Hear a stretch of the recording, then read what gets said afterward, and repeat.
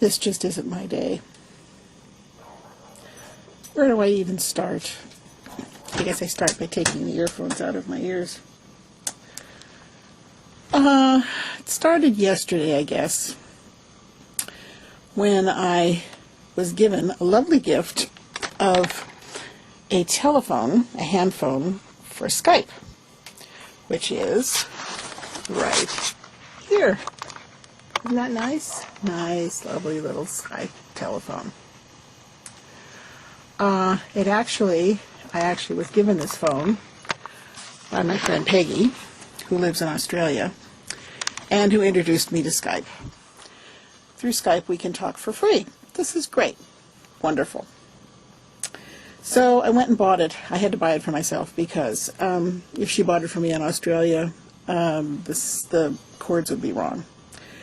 So last night I went and I took Walt to the airport, and I stopped by Staples on the way home to pick up my wonderful Skype phone. And first of all, the people in Staples, whose business it is to know this stuff, had never heard of Skype. But we did manage to find a phone, and I bought it and I brought it home. And I got it all connected up last night. I was very proud of myself. And it says to let the battery sit for a long time so they can charge. And then you can use your Skype phone. So I did that. Got up this morning and came in here to check it out. And what does it say? It says that the phone doesn't recognize Skype. Now, I knew this was going to set off a long whatever. I checked all the documentation that I had. I checked everything I could find online. And I did everything they said you're supposed to do. So the next step was going to be to call the customer service help. I'm so frustrated at the moment that I just feel numb. I don't know whether that even shows here. Now, the problem with this is that I have no time for this today. I've got puppies to feed. My house is a total disaster, though that's always the very last thing I worry about.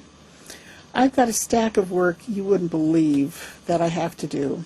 And the psychiatrist that I work for, I think, has no clue how far behind I am on his work. But he called yesterday and said that something was supposed to have been done on the 27th or the 28th of November, and he was really embarrassed that it hadn't been sent out, and he needed to send it out. So my job today was to find the report on the 28th of November. And all the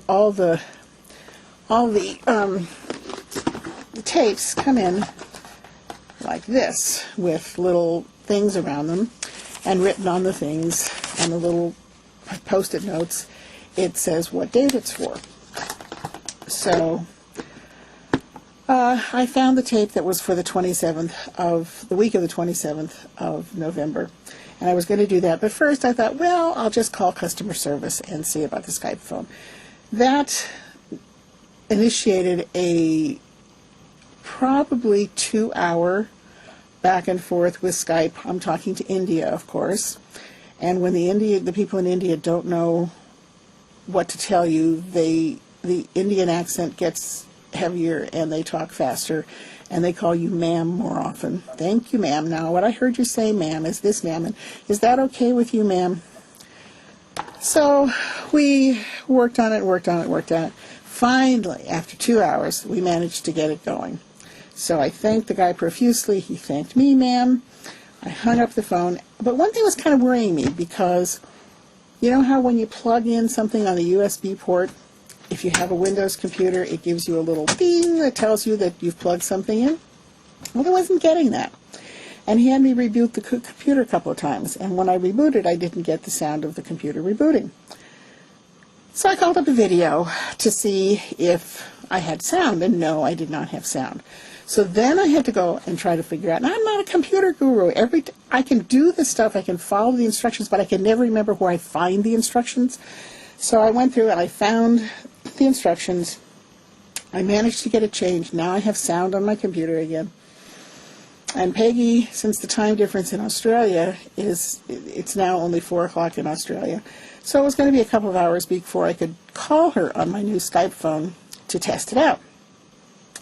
So, but there's a number there's a number on the Skype phone that you can call, and you call up your contacts, gives you your name. Well, I don't know what the hell I'm doing. Forget it.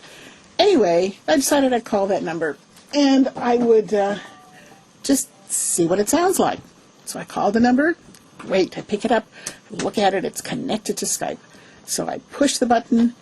Phone rings. Sound comes out of my computer speakers. It does not come out of the phone. If I speak into the phone, it doesn't hear me. It only hears me if I speak into the microphone. So I'm right back where I started from, except that now I can use my handset to dial instead of using my keyboard. That's the only difference. So at this point, I decided, screw it. I couldn't do any more. I had to get started on some of this work. So I take the tape that is labeled Dictation Week of November 27th, the one tape out of all of these tapes, and I'm embarrassed to tell you how many there are. There are so many, I don't even want anybody to know. Put it in there, and it's the dictation for October the 2nd. So that means that somewhere in this mountain of tapes is this one tape that I have to have done today. So I did the only logical thing. I went and had something to eat, because that's what I do when I'm frustrated. I went and had something to eat. And now I'm back in here, and I'm trying to work again, and the dogs are barking. And I just went to make this video, and I discovered that somehow in all of my rummagings around, I somehow bent this connection that connects the videotape to the computer, and it was actually bent more than this when I first did it, and I don't know whether this is going to work or not. So I'm going to end this video now, and I'm going to try to plug it in, and if it doesn't work, maybe I'll just go shoot myself. So you can tell I haven't even brushed my hair today. I've been on this damn computer since 5 o'clock this morning, and I have accomplished nothing. Absolutely nothing.